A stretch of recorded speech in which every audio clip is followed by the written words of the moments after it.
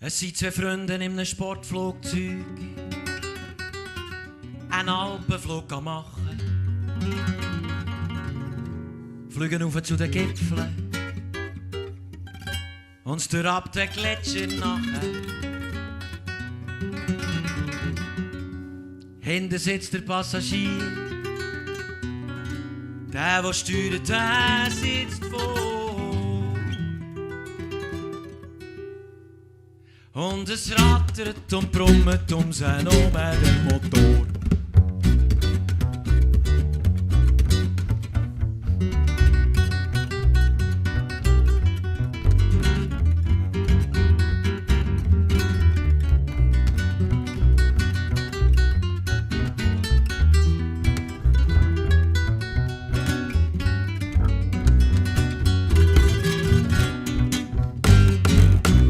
Da ruft der hinten sitzt, schau, das Benzin geht aus, musst landen.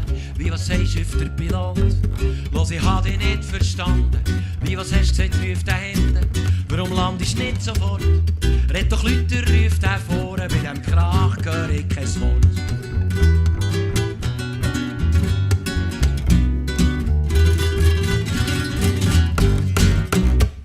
Ich versteh's nicht, ruft der hinten.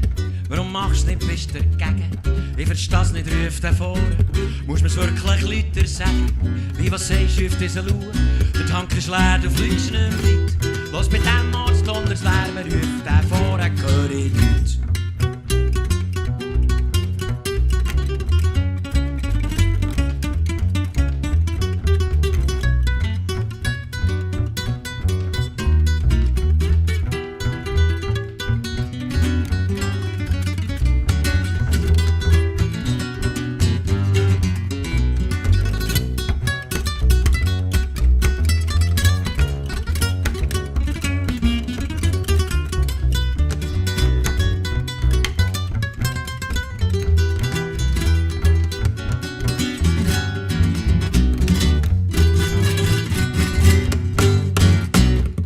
Aber los doch, ruft der hinten, Gottfried Stutz, wir haben nicht will. Du nicht aufgeregt, ruft der vorne, red doch Leute, Gott vertell.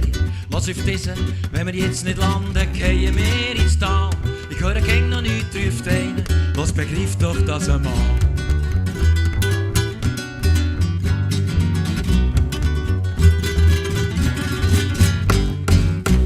So hat im Motor einen Lärm, der Pilot hat nicht verstanden, dass ihm jetzt das Benzin könnte ausgehen und dass er sofort landen sollte. Auf das Mal wird's plötzlich still, nämlich weil das Benzin ausgeht.